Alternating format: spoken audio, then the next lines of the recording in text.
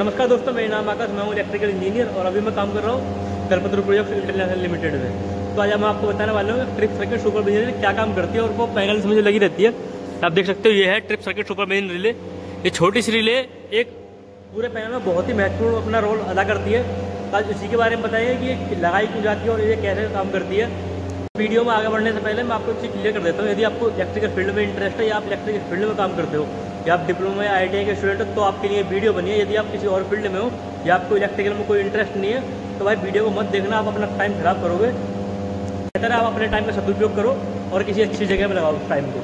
चलिए चलते हैं ट्रिप सर्किट सुपरविजन रिले की और अपनी की। तो आप जो देख पा रहे हैं ना, जिसमें ग्रीन लाइट जली हुई है, ये हुई है ट्रिप सर्किट सुपरविजन रिले। तो देखिए छोटा सा स्ट्रक्चर होता है इस रिले का, लेकिन इसका काम बहुत बड़ा होता है। मैं आपको इसका पीछे से दिखा देता हूँ कैसा होता है। पैनल खोलते हैं और ये होता है कुछ इस प्रकार का। ये जो आप देख पा रहे हैं ये है ट्रिप सर्किट सुपरविजन रिले हमारी। इसमें कुल 5 ही वायर हैं, बाकी 2 वायर खाली हैं अभी। तो चलिए इसे लॉक कर देते हैं पहले। देखिए ये होती है ट्रिप सर्किट सुपरविजन रिले। इसका काम क्या होता है, जो हमारे पैनल है ना पूरा, यानी जो हमारा पूरा पैनल इसे बोलते हैं हम ट्रिप सर्किट पैनल, ठीक है। यानी ट्रिप सर्किट पूरा जो सर्किट है हमारा पूरा, इसका काम होता है इस पूरे सर्किट की मॉनिटरिंग करना। यानी कि इस सर्किट में कोई भी फॉल्ट आता है तो उसे डिटेक्ट करना। इस पैनल में जितने भी लगे हुए हैं सारा सारा इक्विपमेंट, जैसे कि वो हमारी NPR होगी है, MTR होगी है, CDR होगी। मैंने इनके बारे में वैसे बता रखा है आपको नॉर्मली कि कैसे काम करती है, क्या होता है। आपको मेरे चैनल में वीडियो मिल जाएगी इसके बारे में। तो देखिए जितनी भी रिले लगी हुई है, हमारी प्रोडक्शन रिले है या ऑक्सिलरी रिले है, इसका काम होता है इन चीज़ों को गार्ड करना, यानी कि इनकी मॉनिटरिंग करना कि ये ठीक ढंग से काम कर रही है या नहीं करनी है।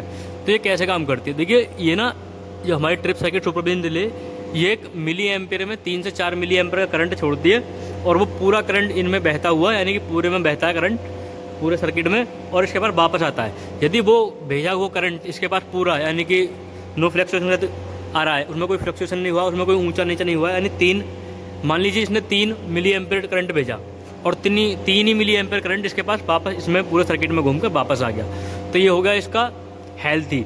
यानी कि इस टाइम पे जो हमारा पूरा ट्रिप सर्किट है वो पूरा हेल्थी है, ठीक है। यदि हमारी ट्रिप सर्किट ने, यानी जो सुपरविजन रिले, इसने कोई करंट भेजा और उसमें कोई फ्लक्चुएशन उत्पन्न होती है, या हमने 3 मिली एम्पेयर करंट भेजा था हमारे रिले के द्वारा और उसमें कोई रिले में 2.5 हो गया या 2.8 हो गया, 2.9 हो गया, तो उसे ये एबनॉर्मल कंडीशन मानती है, यानी कि अनहेल्थी कंडीशन मानती है। उस टाइम पे ये हमें क्या करेगी, जो आप ये वाला देख पा रहे हैं ना इंडिकेटर ट्रिप सर्किट हेल्थी का, तो ये हमारा बंद हो जाएगा, या इसका कोई और कलर होगा, इसमें रेड कलर होगा तो वो रेड हो जाएगा। मेनली हमारे में एक सिंगल ही बल्ब है तो ये बंद हो जाता है, ठीक है। इसका मतलब हमारे जो पूरा ट्रिप सर्किट है उसमें कोई ना कोई फॉल्ट है, हमें पूरा का पूरा सर्किट खोलना पड़ेगा, पूरा सर्किट चेक करना पड़ेगा। इसका फ़ायदा क्या होता है, देखिए इसको लगाने का क्या फ़ायदा है।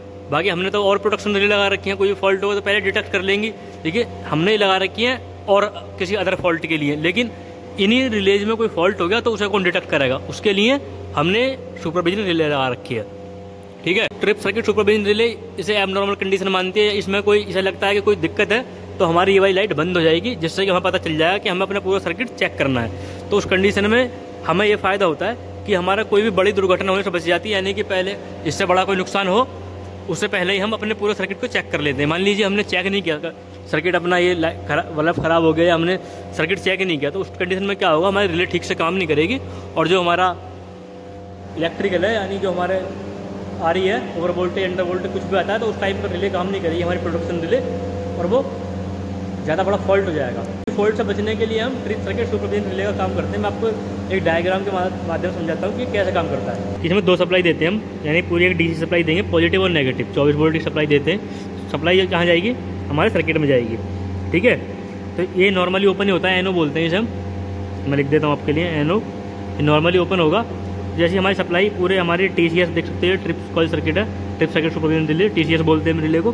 तो यहाँ गई तो इंजेक्टर क्या करेगा, इंजेक्टर इस 24 वोल्ट की सप्लाई को ये 24 वोल्ट से ऑपरेट होगा, ठीक है। ये तो ये 3 मिली एम्पेयर मैंने आपको बोला था, 3 मिली एम्पेयर, ठीक है।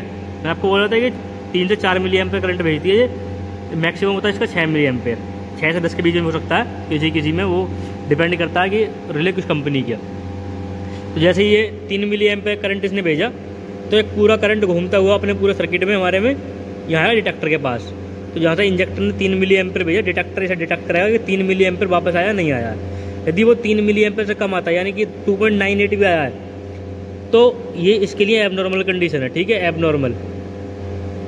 तो ये क्या करेगा, इस चीज़ को सेंस करेगा, ये एबनॉर्मल कंडीशन को सेंस करके हमारे भेज देगा ट्रिप कॉइल सर्किट की तरफ। तो इस ट्रिप कॉइल जो सर्किट, ये हमारी जो ट्रिप कॉइल है, इसमें अलार्म भी हो सकता है या ट्रिप कॉइल सर्किट भी हो सकता है, यानी कि जो ट्रिप कॉइल होती है वो भी हो सकती है हमारी। तो कुछ इस प्रकार काम करता है ये। आई होप आपको ये डायग्राम में से समझ में आ गया हो कैसे काम करता है।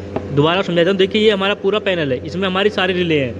मास्टर ट्रिप रिले है इसमें हमारी CDR है, केबल डिफरेंशियल रिले है, इसमें हमारी न्यूमेरिकल प्रोडक्शन रिले है, ओवर वोल्टेज रिले है, अंडर वोल्टेज रिले है, यानी टोटल जितनी भी रिले होंगी हमारे, जितने प्रोडक्शन सिस्टम होगा, ठीक है, इसमें जो पूरे ये हमारा पूरा ट्रिप सर्किट है एक तरीके का, ठीक है।